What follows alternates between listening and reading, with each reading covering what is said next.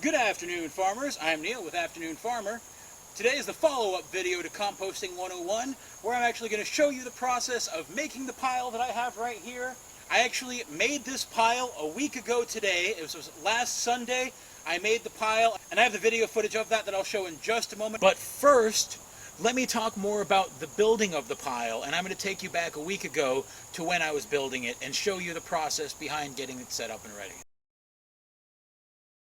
So first thing I'm doing here, I'm putting my gloves on. I'll be out in the sun now. You see this line of sunlight here. So I'll be out there. So let me protect myself. And the only specialized equipment you will need for this process is a pitchfork and a water hose or a water source. Better with a hose. It takes considerably more water than you might think. You don't want to overdo it. You don't want to just sit there and spray it forever. But it takes a decent bit of water to get the browns properly moistened as you turn it. This is a combination effort here. I'm turning this pile, but more than that, I'm making a new pile because the old pile failed.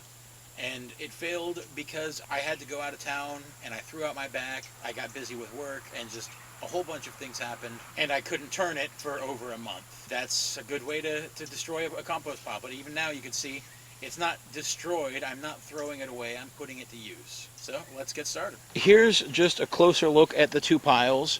This is the old brown one. And you can see it's mostly composed of grass clippings.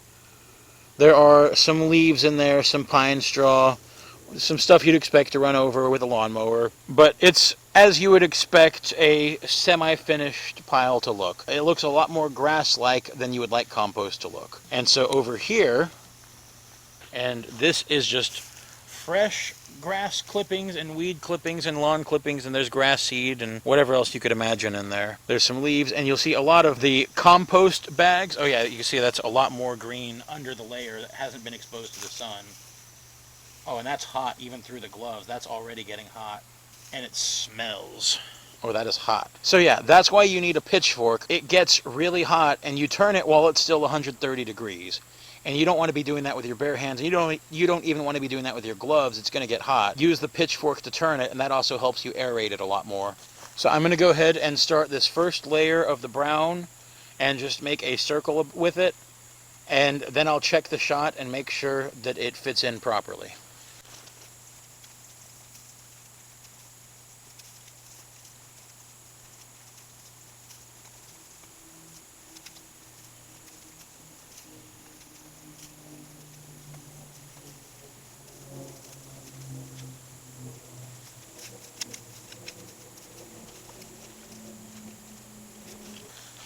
Alright, that looks good. Yeah, you always want to add the water after the layer of brown. So you see here, I'm just going to give it a good soaking.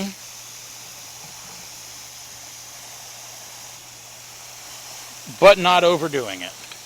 And so that's looking nice and moist there. And then we take a layer of the greens. And this actually sometimes is easier with your hands. I'm still wearing the gloves. It's warm. It's not burning me yet, so I'm just grabbing by hand. And so now, you want to pull what's there to the outer edges. You want it to be as vertical as you can. You don't want it to slope. Let me demonstrate.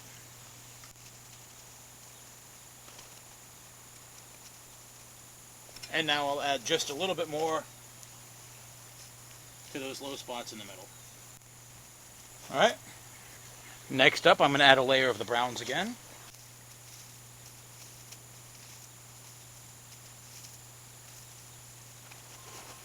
And then do the same, pulling it out to the edges. Trying to get it as vertical as possible. And, you probably guessed it, water hose time. Layer of brown, hose it up. Layer of green.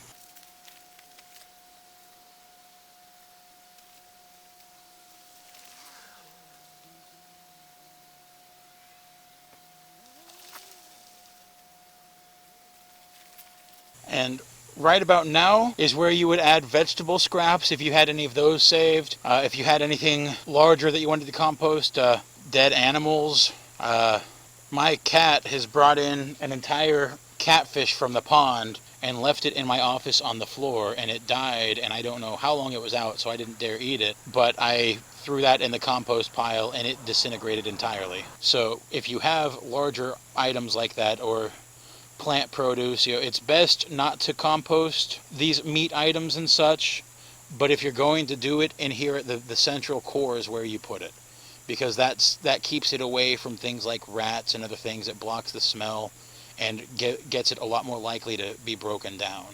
And so I just mention that right now because you can see we're about 6 or 8 inches up off the ground, depending on what area. It's between 6 and 8 inches in most places. That's plenty enough vertically to start cooking, and so now is where we would start putting the nutrient dense stuff that we want to cook. But I don't have that on hand. I'm just going to continue with these browns and greens and show you from there. So let me continue with the browns. And from here you can kind of see what's going on, so I'm going to go ahead and speed up the recording a bit while we finish up. And so from here you can see the process.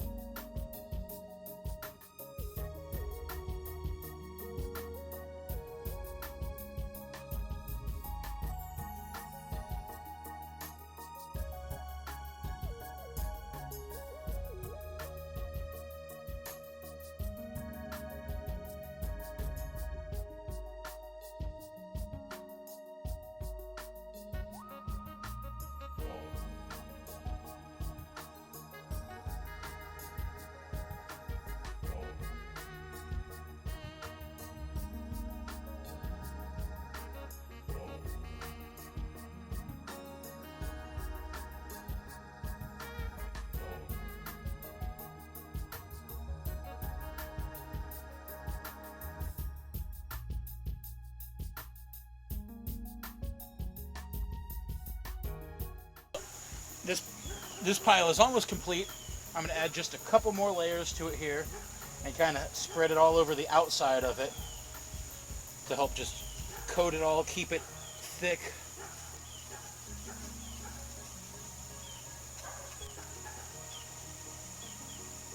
And some of these browns are nice and wet and mostly composted as well, so I can apply it a little thicker up here with this stuff. And the thinner stuff I'm waving and leafing out to just kind of disperse throughout the pile.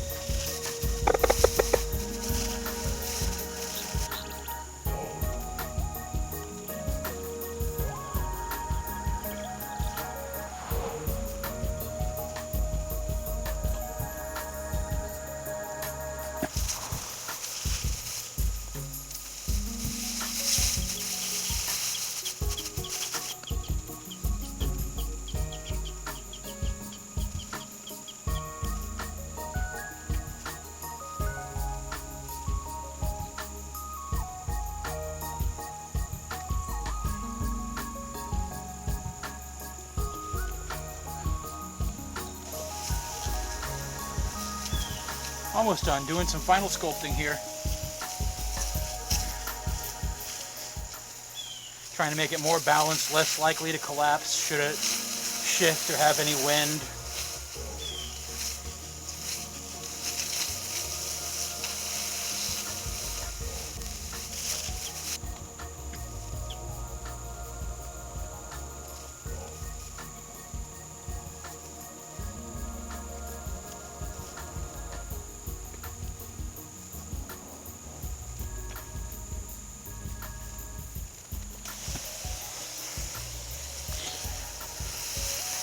This pile is a little bigger than I would have intended, but by the time it was at the appropriate size, I didn't have enough material to warrant a second pile. So I'm just kind of cramming it all in here, making it a little wider at the base to support all of the extra structure that I'm putting on it.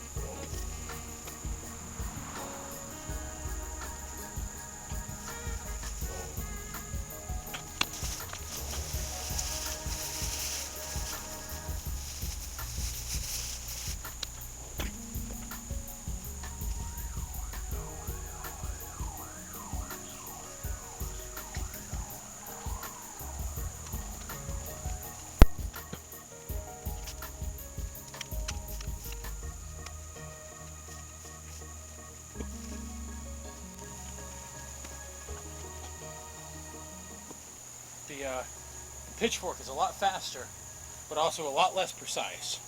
So whenever I'm doing the initial building, I don't use the pitchfork as much unless I need to move a lot of material all at once. Whew, I'm a little winded now. It's a large pile, so what I'm doing now is taking the last little bits of the carbon, the browns, and making a shell around this all just to trap in all of this green, all of this nitrogen, and the moisture.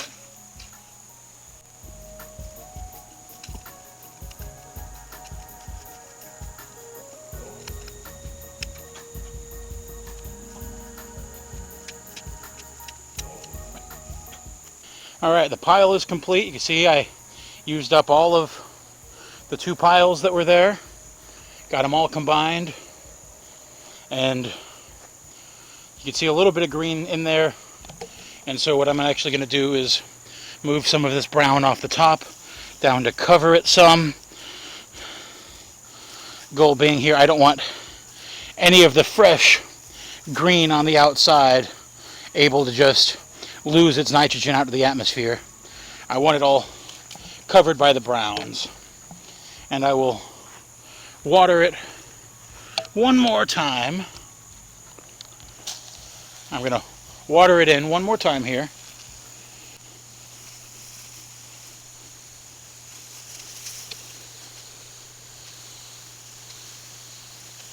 And so, as you can see, it is a lot of work. It's a lot easier if you can get helpers. I'm usually working by myself, unfortunately. But it's manageable. And now I've got all of this compost that will be ready in about 3 weeks to a month, depending on how often I turn it. If I come out and I turn it every 2 days, 8 times, it'll be ready in 18 days, and I could technically use it then, but it's best to let it rest a little first. It's not 100% necessary to let it rest. Once the temperature drops to below 130, it's time to turn it again, and that adds oxygen, and we also add moisture at the same time as we do that, and it'll use up some of the fuel for the fire, the nitrogen that's in there. It'll absorb it as we do that, and so as it absorbs the nitrogen, or the available nitrogen in its space with the air, the oxygen becomes a limiting factor in there, as well as the moisture. And so after a few days, the temperature will drop. It'll spike to over 140 or 150, and then it'll drop to below 130. And when it drops below 130, it's time to turn it. And then we turn it, and we keep doing that process as many times as it takes until after we turn it, it no longer climbs above 130. At that point, it's ready to cool and to just sit. You don't need to turn it anymore. Just wait 2 weeks and you'll be able to use it. And you can use it as it is at that point. It'll have large particulates still, but it's usable. Or you can take it a step further and sift it with a sieve. And I'll also show you how to do that in one of my next videos. It makes your compost, it's a game changer. It takes it from this crude looking compost to some of the best, loosest, fluffiest, most friable potting soil I have ever worked with. And I'll show you all about that, show you how to make it, show you some stuff that's planted in it, and let you see the difference night and day in the final product there. But it is a lot of extra work, but it's worth it. Like I said, you have to treat the soil as your friend, or at least your pet, and raise it. It's not just the plants.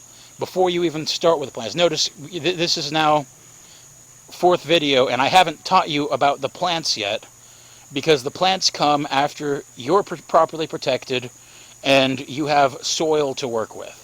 Not dirt, not grit and sand, but proper nutritive soil. Without good soil, we're wasting our time and you're not going to grow anything of any value.